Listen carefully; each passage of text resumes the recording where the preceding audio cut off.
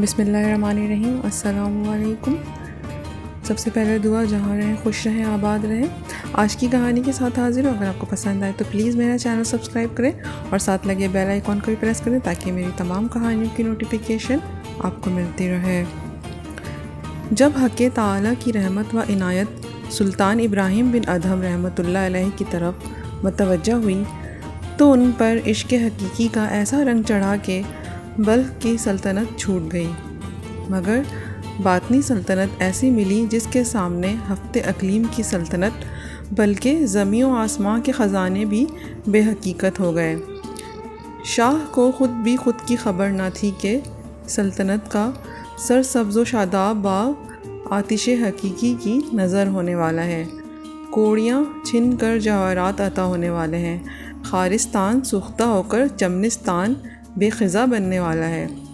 جب کسی کے بھلے دن آتے ہیں تو اسی طرح ہوتا ہے۔ حضرت ابراہیم بن ادھم رحمۃ اللہ علیہ رات کو بالا خانے پر سو رہے تھے کہ اچانک پاؤں کی آہٹ محسوس ہوئی۔ گھبرائے کہ رات کے وقت شاہی بالا خانے پر کون لوگ ایسی جرأت کر سکتے ہیں۔ دریافت فرمایا، اے واردین کرام، آپ کون لوگ ہیں؟ یہ فرشتے تھے جو حق تعالیٰ کی طرف سے غفلت زدہ دل پر چوٹ لگانے آئے تھے۔ فرشتوں نے جواب دیا، ہم یہاں اپنا اونٹ تلاش کر رہے ہیں۔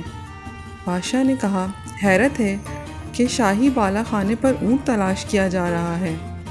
ان حضرات نے جواب دیا کہ ہمیں اس سے زیادہ حیرت آپ پر ہے کہ اس ناز پروری اور عیش میں خدا کو تلاش کیا جا رہا ہے۔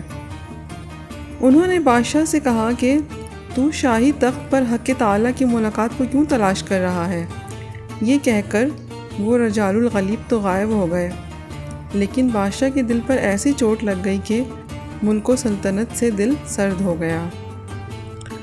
مولانا رومی رحمۃ اللہ علیہ فرماتے ہیں کہ اے لوگوں، سلطنت کو مثل ابراہیم ابن ادھم رحمۃ اللہ علیہ کے جلد خیر بات کہہ دو تاکہ ان کی طرح تم بھی سلطنت باطنی سے مشرف ہو جاؤ۔ عشق حقیقی جب اغلب ہوا تو حضرت ابراہیم بن ادھم رحمۃ اللہ علیہ سلطنت ترک کرنے پر مجبور ہو گئے۔ عشق کائنات کی تمام لذتوں سے دل کو بیزار کر دیتا ہے۔ آدھی رات کا وقت ہوا، بادشاہ اٹھے، کمبل اوڑھا اور اپنی سلطنت سے نکل پڑے۔ سوز عشق کی ایک آہ نے زندان سلطنت کو پھونک دیا اور دستے جنون کی ایک ضرب نے گریبان ہوش کے پرزے اڑا دیے۔ سلطنت بلخ ترک کر کے حضرت ابراہیم بن ادھم رحمۃ اللہ علیہ نیشا پور کے صحرا میں ذکر حق میں مشغول ہو گئے۔ اے محبوب حقیقی، اپنے ذکر کے علاوہ مجھے کسی کام میں مشغول نہ کیجیے اور اپنے کرم کے صدقے میں اپنے عشق سے مجھے معزول نہ فرمائیے۔ حق تعالیٰ کا ذکر ہی اس روح کی غذا ہے اور اللہ تعالیٰ کی محبت سے زخمی دل کے لیے ذکر حق ہی مرہم ہے۔ آپ 10 برس تک صحرائے نیشا پور میں دیوانہ وار عبادت میں مصروف رہے۔ سلطان ابراہیم بن ادھم رحمۃ اللہ علیہ نے جب اپنے باطن میں نسبت اور تعلق باللہ کا بدر کامل روشن دیکھ لیا تو تمام خواہشات نفسانیہ اور ظاہری آرائشوں سے مستعفی ہو گئے۔ کہاں تاج و تخت شاہی اور کہاں اب دریا کے کنارے بیٹھے ہوئے گدڑی سی رہے ہیں۔ سلطنت بلخ کا وزیر اس طرف سے گزر رہا تھا۔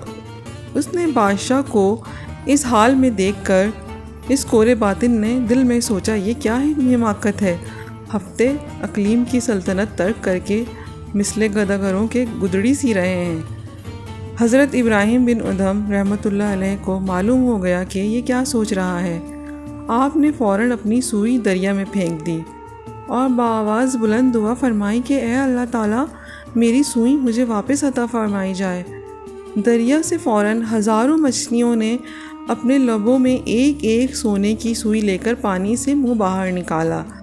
جب اس امیر نے یہ کرامت دیکھی تو اپنے فاسد خیالات پر اور اپنی بے خبری پر سخت نادم ہوا۔ شرمندگی اور ندامت سے ایک آہ کھینچی اور کہنے لگا کہ افسوس، مچھلیاں اس مرد کامل کے مقام سے آگاہ ہیں اور میں انسان ہو کر ناواقف ہوں۔ میں بدبخت اس دولت سے محروم ہوں، مگر مچھلیاں اس معرفت سے آگاہ ہیں۔ اس کے بعد سلطان ابراہیم بن ادھم رحمۃ اللہ علیہ نے ارشاد فرمایا کہ اے امیر، یہ سلطنت دل کی بہتر ہے یا وہ حقیر فانی سلطنت بلخ کی؟ عقل اور دور اندیشی کو بہت آزمایا، لیکن جب اس سے کام نہ بن سکا تو اس وقت میں نے خود کو دیوانہ بنا لیا، اور کام اسی سے بنا جب دیوانگی ہی کام آئی اور اسی سے محبوب حقیقی تک رسائی ہوئی، تو میں اس فن دیوانگی پر عاشق ہو گیا اور عقل و ہوش کو خیر بات کہہ دیا۔ جو خدا کو ہو جاتا ہے خدا اس کا ہو جاتا ہے۔